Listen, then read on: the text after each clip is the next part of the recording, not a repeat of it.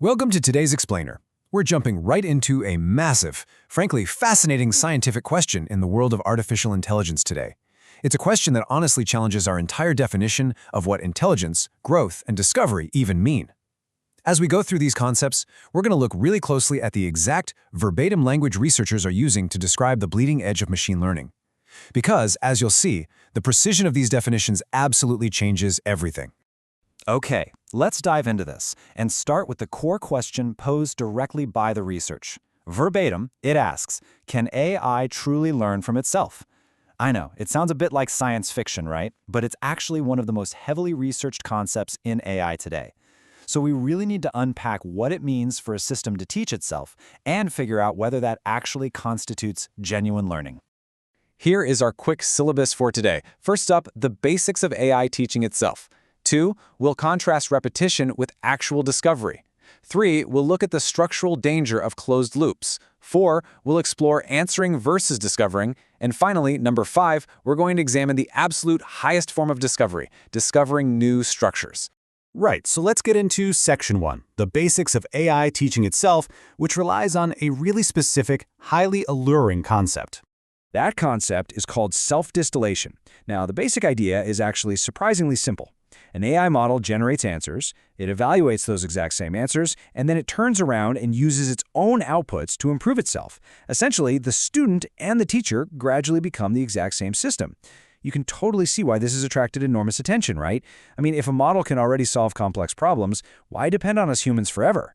This promises continuous improvement without needing an endless supply of fresh human-generated data. But it comes with a major caveat. And that caveat brings us to Section 2, repetition versus discovery. We're going to use a really helpful analogy here to ground things. The researchers pose a brilliant question here. Verbatim, they ask, can a system truly learn by repeatedly teaching itself, or is it simply becoming better at repeating what it already knows? You see, this isn't just some minor technical distinction. It is a fundamental philosophical divide.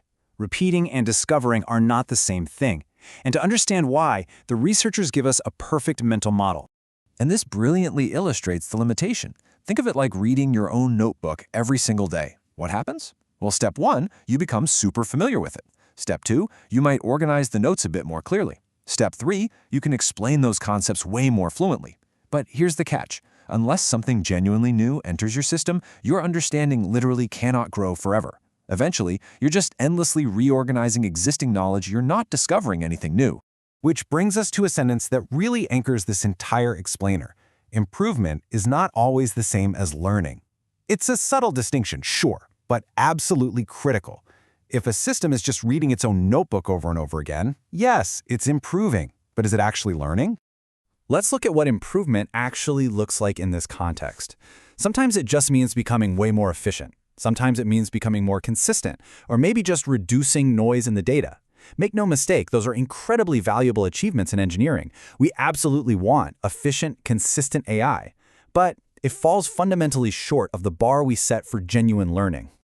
Genuine learning requires something much more. It requires the possibility that the system discovers structures it literally did not previously possess. That is a much, much higher standard. It demands that the system steps completely outside the boundaries of its current notebook. Which leads us directly into Section 3. What happens when a system fails to step outside that notebook? Well, we face the danger of closed loops. Now, what's really interesting about this comparison is the stark contrast between these two paths. On one side, we have self-distillation repeating hundreds or thousands of times. Each generation inherits only what the previous generation already believed. It becomes a totally closed loop. The system gets incredibly confident, sure, but progressively less capable of recognizing its own blind spots. On the other side, continuous learning remains an open loop, constantly taking in new observations. The danger of a closed loop isn't some sudden, catastrophic crash, it's much quieter. It's a gradual intellectual closure. To explain this, the source text draws a fascinating verbatim parallel to human organizations. Think about a corporate echo chamber, a company that repeatedly promotes people who all think exactly the same way. Over time, everyone becomes highly aligned. Communication is an absolute breeze. Efficiency skyrockets. Yet innovation just quietly declines, because genuinely different perspectives rarely survive that environment. The system becomes fantastic at explaining itself to itself, but entirely new ideas simply can't enter. The researchers summarize this beautifully, and I want to quote this verbatim. The organization is learning from itself, but it is no longer learning from reality. AI systems face this exact same challenge. Self-improvement is great, but real learning requires an ongoing, messy relationship with reality. Reality is what actually provides new evidence, new constraints, and those unexpected surprises we need to grow. Without reality, improvement is literally just an echo chamber. Moving to Section 4, we see how researchers are actively shifting the goalposts for AI to ensure it stays connected to that reality. We're moving from just answering to discovering. So the crucial point is this fundamental shift in our expectations. For years, we basically measured AI by its ability to answer questions. But think about it. An answer simply responds to something we already know how to ask. A discovery, on the other hand, reveals something we didn't even know existed. As these models get massive, researchers are no longer just asking, hey, can it answer this? They're asking, can it actually make discoveries? Right now, most approaches to AI discovery focus on generating better hypotheses. It works like this. The system searches through existing knowledge. It combines those ideas in clever new ways, it proposes possible explanations, and then it tests whether they're correct. Generating useful hypotheses is a huge deal, far more valuable than simply retrieving facts. It's a massive step forward. But the source material argues this still isn't the ceiling. There is an entirely different level. And that ceiling is our final section, discovering new structures. This is where we look at the absolute highest form of discovery.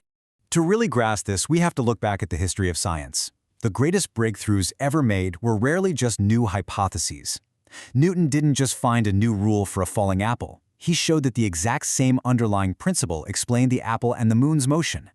Darwin didn't just propose a neat biological theory. He revealed a common mechanism connecting the entire living world. Einstein completely redefined the relationship between space, time, and gravity. These scientists didn't simply produce better answers to existing questions. Taking this verbatim from the study, they changed the structure of the questions themselves. That right there is the ultimate benchmark. They didn't just reorganize the old notebook, they wrote an entirely new one, based on structures no one had ever even perceived before. The core difference really comes down to this. A hypothesis attempts to explain a specific observation, but a structure explains why a whole bunch of different seemingly unrelated observations actually belong together in the first place. When a new structure is discovered, problems that once looked completely isolated suddenly become totally different expressions of the exact same underlying principle. It's a real game changer. Let's move to our ultimate conclusion and see how this builds for artificial intelligence. As AI continues to evolve, generating hypotheses is going to become pretty common. But the true highest form of AI discovery, the next major frontier, will be recognizing entirely new structures that we humans have never described before. Structural discovery, not just hypothesis generation, holds the ultimate power. The future of AI really hinges on whether it can remain open to discovering something genuinely new. As the research profoundly reminds us, and I'll read this verbatim, intelligence is not measured only by how well it preserves existing knowledge. It is also measured by its ability to recognize that its current understanding is incomplete. True intelligence requires deeply knowing that the notebook is never, ever actually finished. Which leaves us with one final, pretty provocative question to ponder.